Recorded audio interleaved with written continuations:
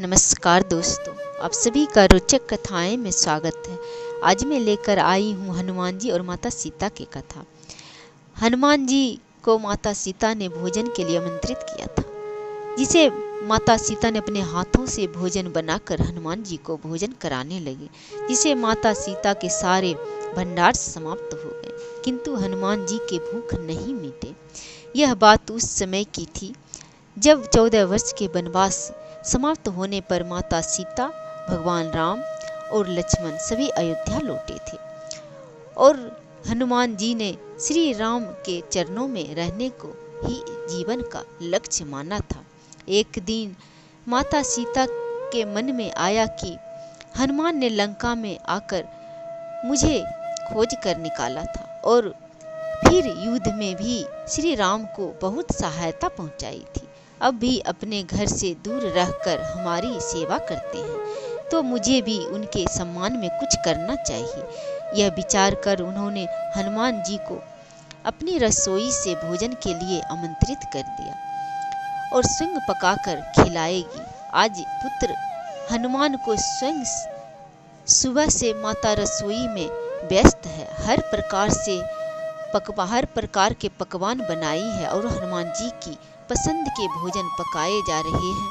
एक थाल में मोतीचूर के लड्डू सजे हैं, तो दूसरे में जलेबी, बूंदी और कचौड़ी आदि सारे पकवान बनाकर माँ रख रही है। और आज किसी को भोजन की आज्ञा नहीं जब तक कि हनुमान जी भोजन न कर ले। प्रभु राम, लक्ष्मण, भरत और शत्रुघ्न सभी भोजन के प्रतीक्षा में हैं कि कब हनुमान भोजन करे, उसके बाद हमारी भी पेट की पूजा हो। दोपहर हुई और निमंत्रण के समय अनायास पवन पुत्र का आगमन हुआ। वे बड़े हर्ष और उल्लास से आकर माता की चरण वंदना की और अनुमति पाकर आसन पर विराजमान हुए।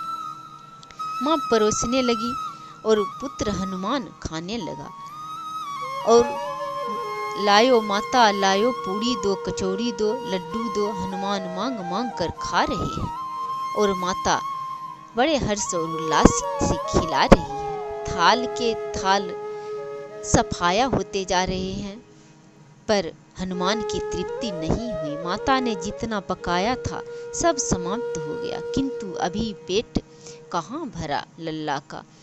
माता सीता ने पुनः भागी रसोई की ओर, पुनः चूल्हा जलाया और पकाना आरंभ किया।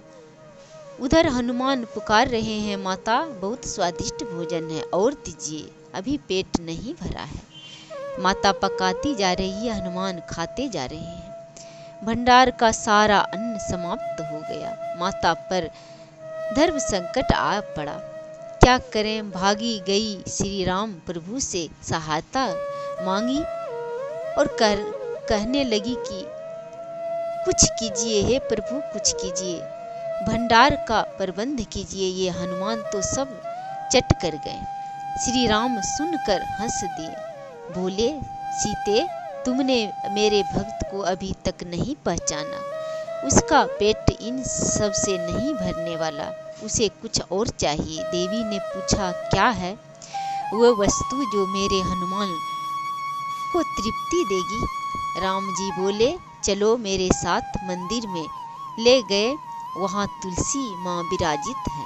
एक पत्ता हाथ में लिए आंख बंद करके उसमें अपने स्नेह, अपने आशीर्वाद, अपनी कृपा का समावेश किया और देवी को तुलसी पत्र दिया। जाओ देवी, अपने पुत्र को संतुष्ट करो। माता भी समझ चुकी अब तो अपने पुत्र की इच्छा को सौम्य मुस्कान लिए लौटी रसोई की ओर, बोली, पुत्र हाथ बढ़ाओ और वे ग्रहण करो। जिसकी इच्छा मन में लिए तू मेरा पूरा भंडार निपटा गए।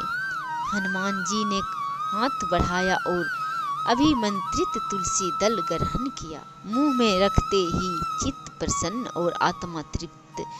आसन से उठकर खड़े हुए, बोले, माँ आनंद आ गया। आपने पहले ही दे दिया होता तो इतना परिश्रम न करना पड़ता। माता हंस पड़ी, बोली, पुत्र तुम्हारी महिमा केवल तुम्हारे प्रभु जानते हैं। वे भगवान और तुम उनके पुत्र, उनके भक्त हो। मैं माता तो बीच में यूं ही आ गई। हनुमान ने चरणों में प्रणाम किया, बोले माँ आप बीच में न होती तो प्रसाद कैसे मिलता। आज मुझे आपके श्री कर से माता के नैनों में आनंद के आंसू चमक आए और मुख से अपार आशीर्वाद अपने हनुमान पुत्र के लिए निकल आए। माता ने आशीर्वाद दिया और पुत्र ने आशीर्वाद पाकर हनुमान जी चले गए। ये कथा माता सीता और हनुमान जी के था, माता और पुत्र के था। जय श्री हरि।